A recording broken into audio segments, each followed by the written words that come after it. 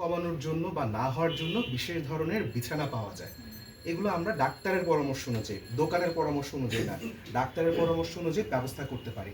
আর এছাড়া হচ্ছে মানসিক বিষয় কিন্তু শুধুমাত্র আমাদের মতো তরুণদের নাই, বৃদ্ধ মানুষেরা আছে, বৃদ্ধ মানুষেরও মনে অনেক স্বাদ আছে, আহ্লাদ আছে। আমরা চেষ্টা করব তাদের সেই বিষয়গুলো পূরণ করার জন্য। কারণ আজকে যদি আপনি আমি সেই বিষয়গুলো পালন না করতে পারি, যদি আমাদের হায়াত থাকে, বৃদ্ধ বয়সে আমরা হয়তো বা সেই বিষয়গুলো ভবিষ্যতে নাও পেতে পারি। এবং শেষে যে কথাটা বলবো আমি হচ্ছে উপাসনালয়। উপাসনালয়ের কথা আমরা একদিন সবাই আমাদের সৃষ্টিকর্তার কাছে ফেরত চলে যাব। আমাদের বৃদ্ধ বাবা মা বা যাদের আমরা সেবা করছি, তারা যেন নিয়মিত উপাসনালয় যেতে পারেন, তারা যেন তাদের শেষ বয়সে একটা সম্বলকে ধরে আঁকড়ে থাকতে পারে, সেই বিষয়টির প্রতি আমাদেরকে লক্ষ্য রাখতে হবে এবং তাদের যে চাহিদাগুলো আছে সেই চাহিদাগুলো যেন আমরা সঠিকভাবে পূরণ করতে পারি। আপনাদের কারো কাছ থেকে কোনো প্রশ্ন থাকলে আমি জানতে চাচ্ছি। আচ্ছা, আপনাদের সকলকে ধন্যবাদ। আপনারা আমার কথা শুনেছেন, তার জন্য অনেক ধন্যবাদ। ভালো থাকবেন। তো এখন এখানে কি আপনার কখনো মনে হয়েছে যে ওরা আপনার তথ্যটা ঠিকভাবে নিচ্ছে না? হয় না স্যার। শেষের দিকে জি স্যার, ঘন্টা বেজে একবার গেছে, 1.5 মিনিট তখন টেনশন লেগে গেছে। আমি ধরতে পারছি এর মধ্যে শেষ করতে হবে স্যার, যেভাবে হোক তাড়াতাড়ি করে। পরিচিত তোমার আচ্ছা সাইমা, আসলে I am happy, more than happy. প্রথম দেখলাম ও আসলে সেশন নেওয়ার স্কোপ এখানে পায়নি কমপ্লিট, ঠিক আছে।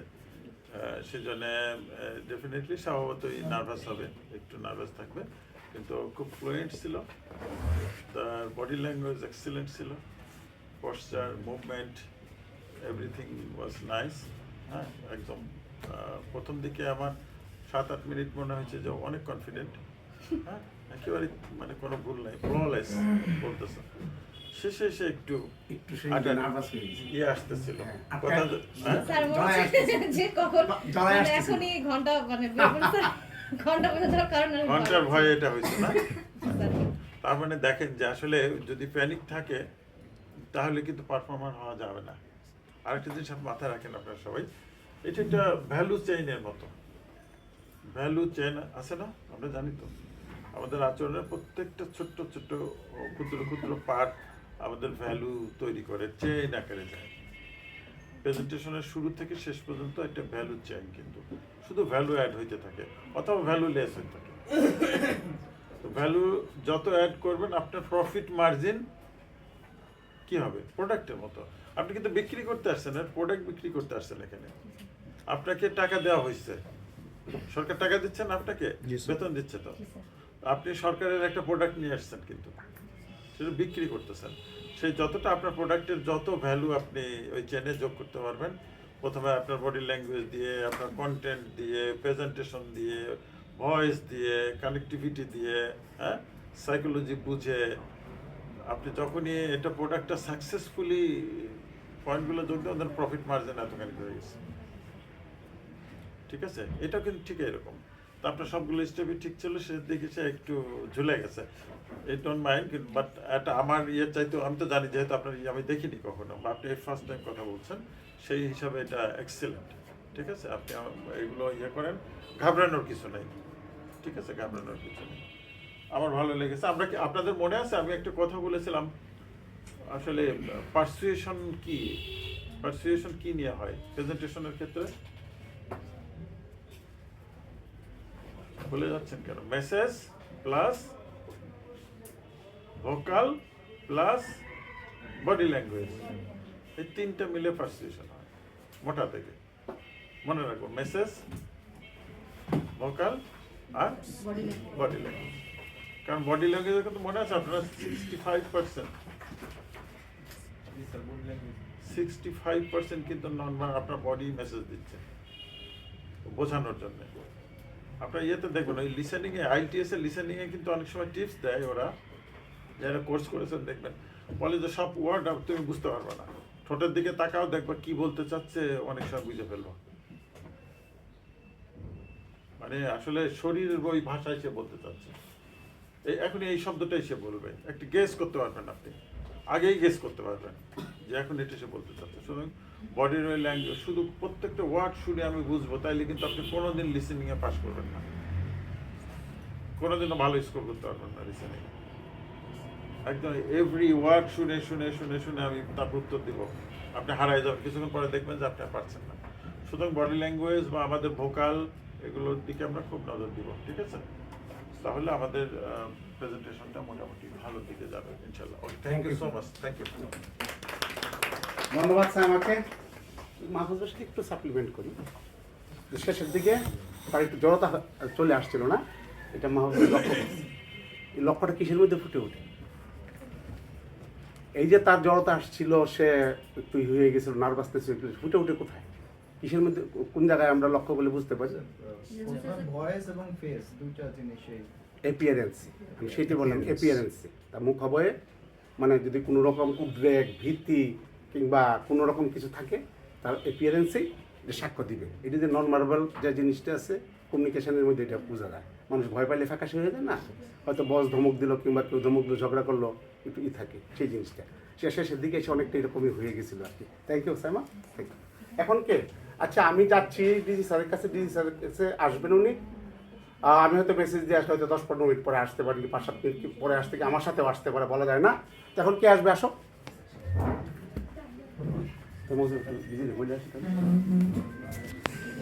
বিষয়টা সম্পর্কে জানবো। পরবর্তীতে আমাদের যে ট্রেনিংটা হবে, এই ট্রেনিং থেকে কি কি এই উদ্দেশ্যগুলোর কি কি পার্ট আছে, সেই পার্টগুলো সম্পর্কে আমরা একটু বিস্তারিত জানার চেষ্টা করব। অবশেষে আমরা এটার একটা সামারি করব এবং আপনাদের জন্য একটা প্রশ্নোত্তর পর্ব রাখব। সেখানে আমাদের যদি কোনো জায়গায় বুঝতে অসুবিধা হয় অথবা কোনো ধারণাটা একটু পরিবর্তন করার প্রয়োজন হয়, আমরা সেখানে চেষ্টা করব। তাহলে আমাদের একটা প্রশ্নের পর্ব রয়েছে। প্রথমেই যদি বলি, আপনারা একটু চেষ্টা করবেন আমার সাথে ইন্টারেক্টিভ হওয়ার জন্য। আমরা কিছুটা ক্লাসটা শেষ করব, এখানে তো অবশ্যই আমরা ক্লাস করতেছি, একটা গল্পে গল্পে শেষ করব, আপনাদের মাধ্যমেই শেষ হবে। প্রথম উদ্দেশ্যটা যদি বলি, নিরাপদ খাদ্যের প্রয়োজনীয়তা ব্যাখ্যা করতে পারবো। একটু যদি আপনারা একটু বলেন আমার সাথে, প্রথম উদ্দেশ্যটার নাম কি? নিরাপদ খাদ্যের উদ্দেশ্য ব্যাখ্যা করতে পারবো। ঠিক আছে। আমার কণ্ঠ তো শোনা যাচ্ছে পেছন পর্যন্ত, জি তাই স্যার। না? আর যেটা লেখা আছে এটা দেখা যাচ্ছে? জি স্যার। ঠিক আছে। সেকেন্ড যে অপশনটা আছে, সেটা উদ্দেশ্যটা, সেটা হচ্ছে খাদ্য অনিরাপদ হওয়ার কারণ এবং পর্যায়গুলো সম্পর্কে বলতে পারবো। এটা একটু বলেন তো, রিপিট করেন। তাহলে আমরা এটা একটু রিপিট করেন যে খাদ্যের অনিরাপদ হওয়ার কারণ। কারণ এবং পর্যায়গুলো সম্পর্কে বলতে পারবো। 3 নাম্বারটা আমি বলতেছি, আপনাদের কষ্ট করে বলার দরকার নেই। খাদ্যকে নিরাপদ রাখার উপায় বলতে পারবো। এখন যদি মোটা দাগে বলি, তাহলে 3টা গুরুত্বপূর্ণ পয়েন্ট: নিরাপদ খাদ্যের প্রয়োজনীয়তা, খাদ্য অনিরাপদ হওয়ার কারণ এবং পর্যায়, এবং খাদ্যকে নিরাপদ রাখার উপায়, এই জিনিসগুলো সম্পর্কে জানবো। প্রথমেই বলেছি একটা গল্পের মাধ্যমে শুরু করব। আমাদের বাংলাদেশে 80-র দশকে আপনারা কি ওলা বিবির নাম শুনেছেন? জি স্যার। একটা সময় ছিল যে ওলা বিবির এই প্রকোপে, তার কার্স বা অভিশাপে সবাই দুশ্চিন্তাগ্রস্ত থাকতো যে কার জীবন চলে যাবে। এটা নিয়ে বেশ কিছুটা সময় আমাদের বাংলাদেশে পার হয়েছে। যাওয়ার পর একটা সময় জানতে পারলো সবাই যে আসলে এখানে মেইন ব্যাপারটা হয়, আমাদের যে খাবারটা আমরা খাচ্ছি, সে খাবারটার মধ্যে দূষিত পদার্থ, সেটা হতে পারে আমাদের মলমূত্র, সেটা খাবারের মাধ্যমে অথবা পানির মাধ্যমে আমাদের শরীরে যাওয়ার কারণে।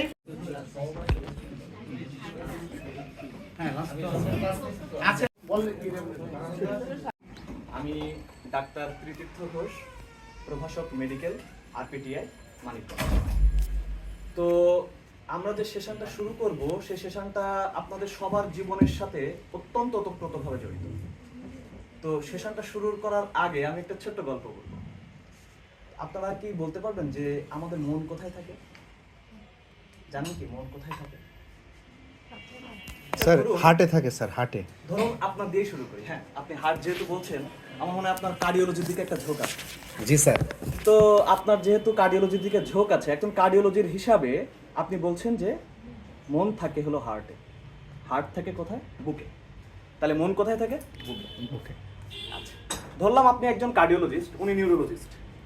উনি বলছেন যে মন থাকে ব্রেন, ব্রেন থাকে মাথা। তাই না? মন থাকে কোথায়? এই ডাক্তারি মাক্তারি বাদ দিই।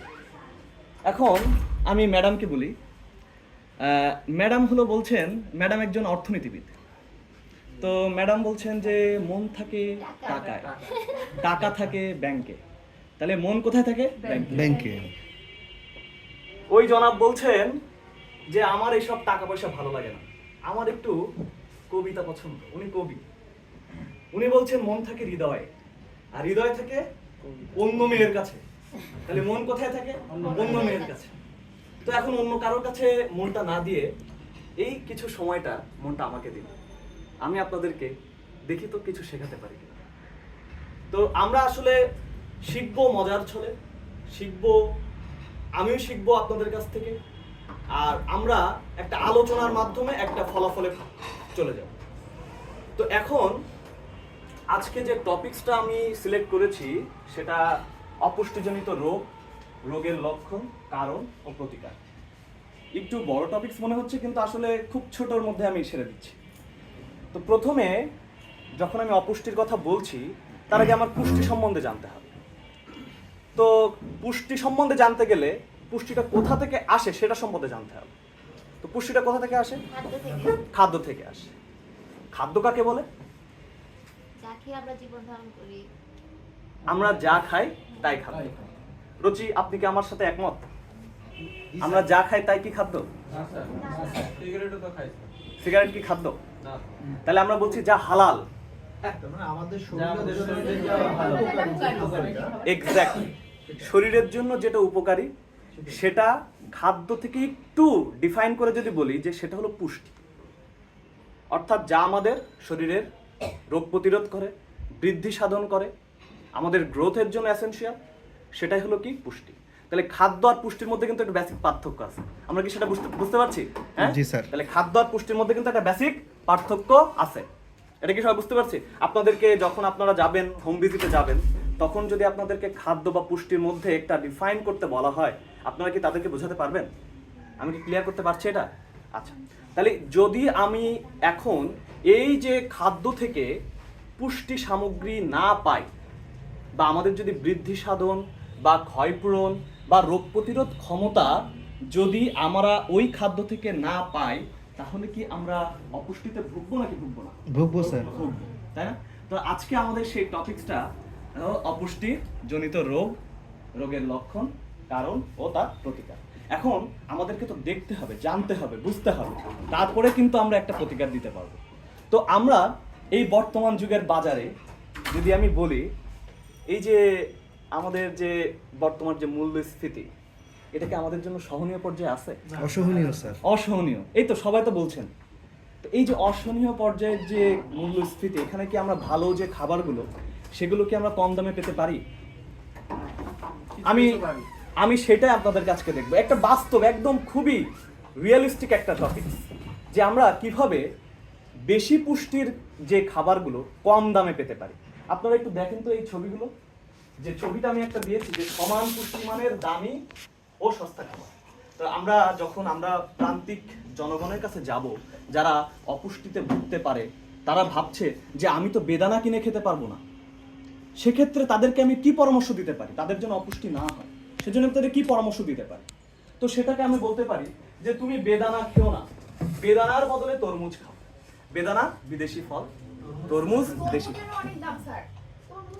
আচ্ছা, আমি আপনাকে একটা উদাহরণ দিচ্ছি। হ্যাঁ, 1 কেজি বেদানার দাম 450 টাকা, 1 কেজি তরমুজের দাম 70 টাকা। এখন বলুন তো কার দাম বেশি?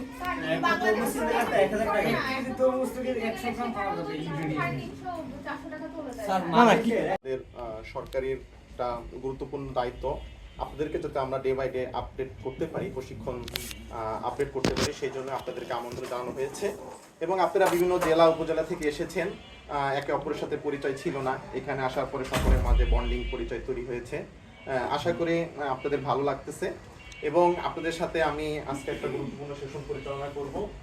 আমার পরিচয় সকলেই জানেন, তারপরে আমি আমার পরিচয়টা আবার একটু দিয়ে দিচ্ছি। আমি doctor Mohammad Ruhul Amin, lecturer medical হিসাবে অত্র প্রতিষ্ঠানে নিয়োজিত আছি। আশা করি আপনারা গত কয়েকটা দিন ক্লাস হয়েছে, আমাদের অনেক গুরুত্বপূর্ণ ব্যক্তিবর্গ এবং স্যারেরা ক্লাস নিয়েছেন। আশা করি আপনারা ক্লাসগুলো এনজয় করেছেন তো আজকে আমি অত্র প্রতিষ্ঠানের লেকচার হিসাবে আপনাদের সাথে একটা গুরুত্বপূর্ণ বিষয় আলোচনা করতে যাচ্ছি। আশা করি এটা আপনাদের জন্য খুবই উপকারী হবে এবং আমাদের দেশের প্রত্যেকটা মানুষের জন্য এটা খুবই জানা জরুরি এবং এই স্বাস্থ্য সেবাটা যাতে সকলেই পায়, সকলেই সচেতন থাকে, সেই জন্য এই বিষয়টা আশা করি আপনাদের জন্য খুব গুরুত্বপূর্ণ হবে। আজকে আপনাদের সামনে আমি যে বিষয় নিয়ে এসেছি সেটা হচ্ছে আমরা টিকা কিভাবে দেহকে রক্ষা করাই এবং 10টি রোগের বিরুদ্ধে কি কি টিকা প্রদান করা হয় এবং আমাদের আজকে পাঠ শেষে আমরা যে বিষয়গুলো জানতে এবং ব্যাখ্যা করতে পারবো সেই বিষয়গুলো হচ্ছে টিকার গুরুত্ব সম্পর্কে আমরা ব্যাখ্যা করতে পারবো, কি কি রোগের বিরুদ্ধে টিকা দিতে হয় এবং সে সম্পর্কে বলতে পারবো এবং আমাদের দেশের সরকার যে একটা প্রকল্প গ্রহণ করেছেন যে চলমান ইপিআই প্রোগ্রাম সম্পর্কে আমরা জানতে এবং ব্যাখ্যা করতে পারবো। আমরা সকলে যদি একটু খেয়াল করি যে ছোটবেলায় আমরা দেখতাম যে আমরা খেলাধুলা করতেছি, তো একটা গ্রামের একটা গুরুত্বপূর্ণ জায়গায়, হতে পারে সেটা মসজিদ, হতে পারে একজন বিশেষ চেয়ারম্যান বা মেম্বারশিপের বাসায়, যে কিছু স্বাস্থ্যকর্মী আসতো, কমিউনিটি লেভেল থেকে স্বাস্থ্যকর্মী আসতো এবং তারা হলুদ একটা ব্যানার টাঙিয়ে দিত, সেখানে বলতো যে টিকা দিন, বাচ্চা বাঁচান। তো দেখা যেত গ্রামের মসজিদে একটা মাইকিং করা হইতো, মাইকিংয়ের মাধ্যমে গ্রামের অভিভাবকদেরকে বলা হতো যে আজকে টিকা দেওয়া হবে, আপনারা আপনাদের বাসায় যে বাচ্চা আছে তাদেরকে টিকা কার্ড সহ আপনারা নির্দিষ্ট কেন্দ্রে চলে আসুন। তো দেখা যেত আমাদের সচেতন পিতামাতা তাদের বাচ্চাকে কোলে নিয়ে এবং টিকা কার্ড নিয়ে সেখানে উপস্থিত হতো। দেখা যেত বাচ্চাদেরকে টিকা দেওয়া হইতো, বাচ্চারা প্রচুর কান্নাকাটি করতো, তারপরে অনেক যারা একটু বড় বাচ্চা তাদেরকে পোলিও খাওয়ানো হইতো, সুন্দর লাল একটা ছোট 1 ফোঁটা করে দেওয়া হইতো। তো এটা আমরা ছোটবেলায় সবাই এনজয় করেছি, সবাই দেখেছি, সবাই অভিজ্ঞতা আছে। তো যার কারণে দেখা গেছে যে মানুষের মাঝে টিকা নেওয়ার সুফল আমরা জনগণ ভোগ করতেছি এবং এই সচেতনতা বৃদ্ধি পেয়েছে। এখন টিকা আসলে কেন গুরুত্বপূর্ণ এই বিষয়টাকে জানা জরুরি। আমি একটা উদাহরণ দেই যে একটা এলাকা বা একটা শহর সবাই সুন্দরভাবে বসবাস করতেছে, তো ওই শহরে যদি কোনো চোর অথবা ডাকাত প্রবেশ করে, সাথে সাথে দেখা যায় ওই এলাকার মানুষ বা সমাজের মানুষ প্রতিরক্ষা হিসাবে তাদেরকে চোর ডাকাতকে ধরে বা আক্রমণ করে, তাদেরকে নিষ্ক্রিয় করে দেয়। ঠিক আমাদের যে হিউম্যান বডি বা মানব দেহ, আমাদের দেহের ভিতরেও যে সিস্টেম আছে, এই সিস্টেমের ভিতরেও রোগ প্রতিরোধ ক্ষমতা নামে একটা সিস্টেম আছে, যার কাজ হচ্ছে আমাদের শরীরে যখন কোনো জীবাণু বা পয়জন প্রবেশ করে যেটা আমাদের শরীরের জন্য হার্মফুল, তখন বডির ইমিউনিটিতে এমন কিছু সেল আছে বা এমন কিছু রক্ষী বাহিনী আছে, তারা সাথে সাথে সেটাকে ধ্বংস করে দেয়।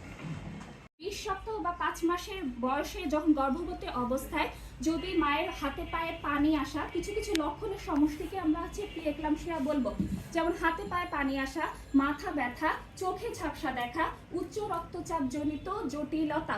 উচ্চ রক্তচাপ এক্ষেত্রে আমরা বলতে পারি 140/90 বা 140/90 অথবা এর বেশি যদি রক্তচাপ থাকে তাহলে আমরা তখন তাকে উচ্চ রক্তচাপ বলে ডায়াগনোজ করব। ঠিক আছে? তো আমার মাথায় রক্তচাপ 140/90 অথবা 140/90 এর বেশি। আপনাদের কাছে অলরেডি মডিউল দেয়া আছে, আপনারা কাইন্ডলি এটা দেখতে পারেন। এবং এটা তো আমি যতটুকু জানি যে এটা প্রিএক্লাম্পসিয়ার একটা হচ্ছে স্পেশাল ব্যাপার, কিন্তু 120/80 না নরমাল ম্যাডাম, তার উপরে গেলে না উচ্চ রক্তচাপ, আমি যদি ভুল না হই। আমার মনে হয় আপনি আমার মেসেজটা নিতে পারেননি। সাধারণ রক্তচাপ হচ্ছে 120/80, 140/90 বা তার বেশি যদি যায় তবে সেই ক্ষেত্রে আমরা প্রিএক্লাম্পসিয়ার লক্ষণ হিসাবে এটাকে আমরা ধরতে পারি। একটা পেশেন্ট দেখতেছি, আমি জিপি প্র্যাকটিস করি, পেশেন্ট খুব মানে মর্মাহত, দেখা যাচ্ছে সে খুব উইক, সে এসে বসছে এবং তার সিরিয়াল অনেক পরে থাকার কারণে তাকে অসুস্থতার কারণে আমাদের যে অ্যাটেন্ডেন্স থাকে সে তাকে আগে দিয়েছে। দেওয়ার পরে যখন সে চেয়ারে বসছে, বসার পরে তাকে আমি প্রশ্ন করি, বাবা কি হয়েছে? বলে যে স্যার ডাইরেক্ট হয়ে গেছে। আমি বললাম কি ডাইরেক্ট হয়ে গেছে? অনেক কিছু তো ডাইরেক্ট হতে পারে। বলতেছে স্যার 5-7 দিন ধরে বাথরুম হচ্ছেই, ওষুধ খাচ্ছি, আনতেছি দোকান থেকে, কোনো কাজ হচ্ছে না। আমি বললাম কোনো কি ডাক্তার দেখাইছেন? কয় না। 20 জন না হয় এদিকে খেয়াল রাখতে হবে। ঠিক আছে? আচ্ছা, কথাগুলো সালমান ভাই তো ওআরএস পাইছে, পানিও পাইছে। আপনি শ্বশুর বাড়ি গেছেন, নতুন মানে নতুন জামাই শাশুড়ি, যেমন ওই যে ভাই নতুন জামাই গেছে শাশুড়ি, সেই খাবার দিছে, খাইয়ে ঠায়া পেট টেট ভুলায় শুয়ে আছে, 12টার সময় পেট ডাকা শুরু করছে আমাদের রুহুল ভাই। এখন উঠে বলতেছে যে আমার তো বাথরুমে যাইতেছে, গেছে 2-5 বার, যাওয়ার পরে বলতেছে ওর স্যালাইন দাও, কোনো দোকান খোলা নাই, বাসায় ওর স্যালাইন নাই। এই মুহূর্তে সে কি করবে? ওই যে বাসায় যে গুড় আছে, তারপর গুড, ভেরি গুড। এই ক্ষেত্রে যদি চিনি থাকে 6 চামচ চিনি নিবে, 1 চামচ লবণ নিবে, টেবিল চামচে 1 লিটার পানিতে গোলাতে হবে, তখন আধা লিটার পানিতে হবে না। চিনিও নাই বাসায়, তাহলে এবার কি করবেন? গুড় আছে, 1 মুঠা গুড় নিবেন, 1 চিমটি লবণ নিবেন, 1 লিটার পানি ব্যবহার করতে হবে, করে যতটা পারে খাবে। সকাল হওয়ার সাথে সাথে তাকে ওর স্যালাইন খাওয়ানো শুরু করতে হবে, ঠিক আছে? তখন প্রতিবেশীর বাসায় যাবে। আচ্ছা, আর কোনো কোশ্চেন আছে কারোর? স্যার বাচ্চার বয়স একবার বয়স 2 বছর, আরেকজনের 7 বছর, দুজনকে কি আধা কেজি করে এই অ্যামাউন্টে পুরোটাই আমাকে খাওয়াতে হবে? না না, পুরোটা না, আপনি বাচ্চা যতটুকু খেতে পারে ততটুকু। যেমন ছোট বাচ্চা হলে ওকে ও তো কখনোই পানি চুমুক দিয়ে খাবে না, ওকে চামচে যতটুকু পারবেন খাওয়াবেন, যদি নিজে খেতে পারে খাক। জোর করে কখনো অতিরিক্ত পানি খাওয়ানো যাবে না, তাহলে হিতে বিপরীত হবে, ওই বাচ্চা অন্য খাবার হচ্ছে নলেজটা শেয়ার করতে আসছি। আমাদের আজকের টপিকস সেশন ছিল হচ্ছে গর্ভবতী মায়ের প্রসব পূর্বকালীন পরিচর্যা ও প্রসব পরিকল্পনা। এখন আপনারা হচ্ছে সবাই FWA, আপনারা হচ্ছে আমাদের মেডিকেল সেক্টরে একেবারে প্রান্তিক জনগণের কাছাকাছি হিসেবে কাজ করেন। আমাদের ডাক্তারদের সাথে পেশেন্টদের অত বেশি সময় ইন্টারাকশন হয় না, আপনারা আমাদের মেসেজগুলো সুন্দরভাবে আমাদের জনগণের কাছে পৌঁছায় না। এখন আপনাদের মেসেজের যদি কোনো ঘাটতি থাকে সেটা হচ্ছে আমাদের জন্য অনেক একটা সমস্যা হয়ে যায়। এখন আমাদের কাজ হচ্ছে মেসেজগুলো যাতে আপনারা ভালো করে সঠিকভাবে, যেটা অরিজিনালি সত্য কথা, সেইগুলো হচ্ছে পৌঁছে দেয়। আপনি অন্য অন্য সেক্টরগুলো চিন্তা করবেন যে আপনি একটু এডিকুটিভ বইলে ম্যানেজ করতে হবে, কিন্তু আপনাদের এই কোনো প্রশ্ন কোনো তথ্যে ঘাটতি থাকে তখন প্রশ্নগুলো আমাদের জন্য অনেক সমস্যা হয়ে দাঁড়ায়। এখন হচ্ছে আপনারা দেখেন, প্রথমে হচ্ছে আমাদের গর্ভবতী মায়ের প্রসব পরিকালীন পরিচর্যা ও সঠিকভাবে প্রসব পরিকল্পনার প্রয়োজনীয়তা ব্যাখ্যা করতে পারবে। এখন হচ্ছে আপনারা আগে বলেন প্রসব পূর্ববর্তী মায়েদের আপনাদের কেমন লাগছে? তোমাদের কেমন লাগছে? হ্যাঁ, কোন প্রাণী তার 360 ডিগ্রিতে ঘোরাতে পারে চোখ? বিপ্লব, মাছি স্যার। কে 360 ডিগ্রিতে ঘোরাতে পারে চোখ? মাছি স্যার। মক্ষী, মাছি। এই সাইডের লোকজন সবাই 360 ডিগ্রি হওয়া উচিত ছিল, তাই না? হঠাৎ একটা আননোন জায়গায় থাকলে উঠলে মানে কে হারায় গেল। অনেকে অনেক প্রিপারেশন নিয়ে আসছে, মাঝখানে নিজেরই ব্লক হয়ে গেছে, আর এগোতে পারছি না, এরকম অনেক সময় অনেক ঘটনা, মানে আনওয়ান্টেড সিচুয়েশন অনেক সময় হয়। তো এই আজকের এই উজ্জ্বল হীরার মধ্যে দিয়ে আমাদের আজকে হ্যাঁ ধাঁধার উদ্দেশ্য শুনলে এখন আরো ধাঁধাতে পড়ার সামনে দেখো না, আগে মানে তোমরা আমলাতান্ত্রিক জটিলতা স্যাররা আমাদের একটু ফ্লোর দিছে, বলেই যাই। হ্যাঁ